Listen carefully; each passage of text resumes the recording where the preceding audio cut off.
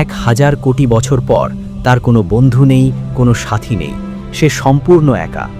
শাস্তি, লাঞ্ছনা আর অপমানের 1000 কোটি বছর পার হওয়ার পর আল্লাহর হুকুমে ইবলিস আজ কথা বলবে। সে তার অনুসারীদের উদ্দেশ্যে শেষ ভাষণ দেবে। সে কাঁপতে কাঁপতে মিম্বারে দাঁড়ালো। কোটি কোটি জাহান্নামী চুপ করে আছে।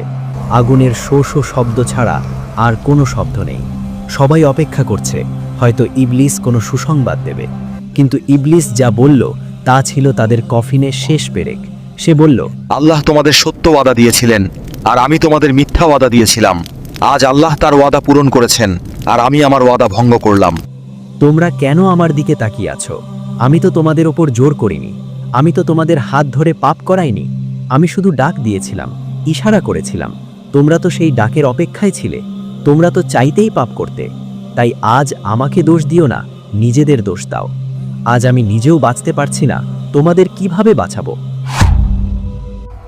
কি নিষ্ঠুর বাস্তবতা! এই কথা শোনার পর জাহান্নামীদের আশা চিরতরে নিভে গেল।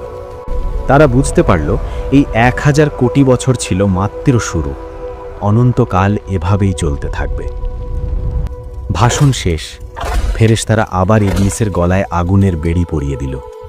তাকে আবার সেই লোহার সিন্দুকের দিকে টেনে নিয়ে যাওয়া হচ্ছে। সে জানে আগামী 1000 কোটি বছর তাকে আবার সেই সিন্দুকে একা থাকতে হবে। সে জানে আল্লাহ আর কোনোদিন তার দিকে দয়ার নজরে তাকাবেন না। তার শাস্তি চলতেই থাকবে। চামড়া পুড়বে, আবার গজাবে, জাক্কুম খাবে, হামিম পান করবে। পবিত্র কুরআনে আল্লাহ বলেছেন, খালিদিনা ফিহা আবাদা। তারা সেখানে চিরকাল থাকবে। কোনোদিন যদি এমন ঘোষণা আসত যে 1 কোটি কোটি বছর পর জাহান্নাম থেকে মুক্তি দেওয়া হবে, তবুও ইবলিস এবং জাহান্নামীরা আশায় বুক বাঁধত। কিন্তু না, সেই দিন কোনোদিন আসবে না। 1 কোটি বছর নয়, 100 কোটি বছর নয়, গণিতের সব সংখ্যা যেখানে শেষ, সেখান থেকে তাদের অনন্তকালের কান্না শুরু। শারীরিক যন্ত্রণার চেয়েও কোটি গুণ বড় এক মনস্তাত্ত্বিক ঝড় তখনও বাকি। ইবলিসের মনে 1000 কোটি বছর ধরে একটা চোর পুলিশ খেলার মতো ক্ষীণ আশা লুকিয়েছিল। সে ভাবত, হয়তো 1 কোটি বছর কিংবা 100 কোটি বছর অথবা 1000 কোটি বছর পর হলেও আমার মৃত্যু হবে। মৃত্যু হলেই তো সব শেষ, আর কোনো ব্যথা নেই, আর কোনো আগুন নেই। এই মৃত্যু নামের মিথ্যা আশাটাকে বুকের ভেতর লালন করেই সে এতকাল বেঁচেছিল। কিন্তু সেই শেষ আশার প্রদীপটি নিভে যাওয়ার দিনটি হবে তার অস্তিত্বের সবচেয়ে ভয়ঙ্কর দিন। বিচার দিবসের শেষে জান্নাতি এবং জাহান্নামীদের মাঝখানের প্রাচীরে ফেরেশতারা একটি ধূসর রঙের দুম্বাকে উপস্থিত করবেন। হঠাৎ পুরো জাহান্নাম নিস্তব্ধ হয়ে যাবে। জান্নাতি এবং জাহান্নামী উভয় দলই শ্বাস বন্ধ করে তাকিয়ে থাকবে। ফেরেশতারা বজ্র কণ্ঠে প্রশ্ন করবেন, তোমরা কি একে চেনো?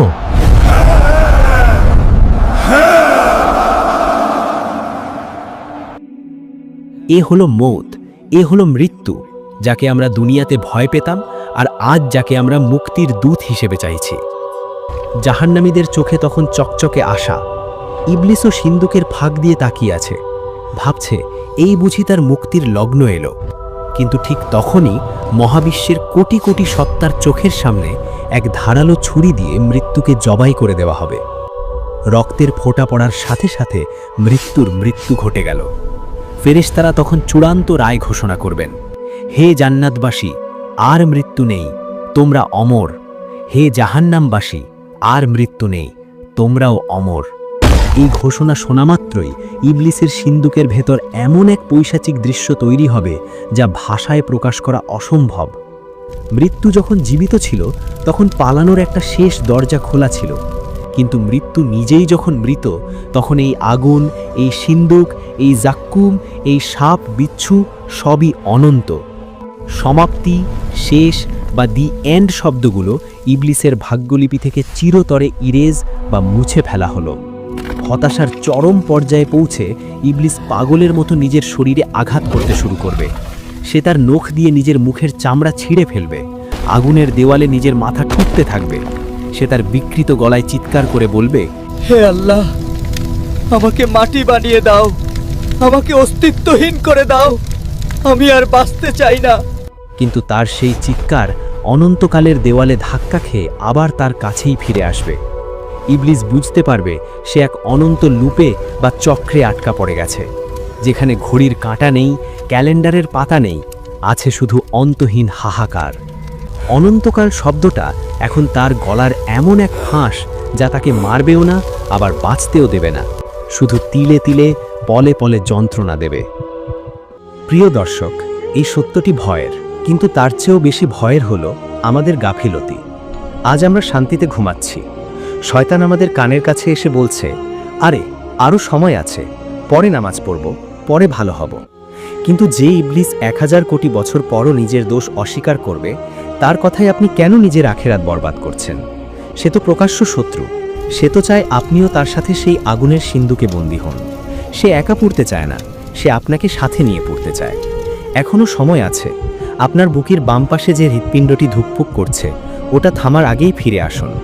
আল্লাহর দয়ার দরজা এখনও খোলা। আসুন, আজই তওবা করি, শয়তানের প্ররোচনা থেকে আল্লাহর কাছে পানাহ চাই। হে আল্লাহ, আমাদের এবং আমাদের পরিবারকে জাহান্নামের সেই ভয়াবহ শাস্তি থেকে রক্ষা করুন। ইবলিসের ধোঁকা থেকে আমাদের ঈমানকে হেফাজত করুন। আমিন।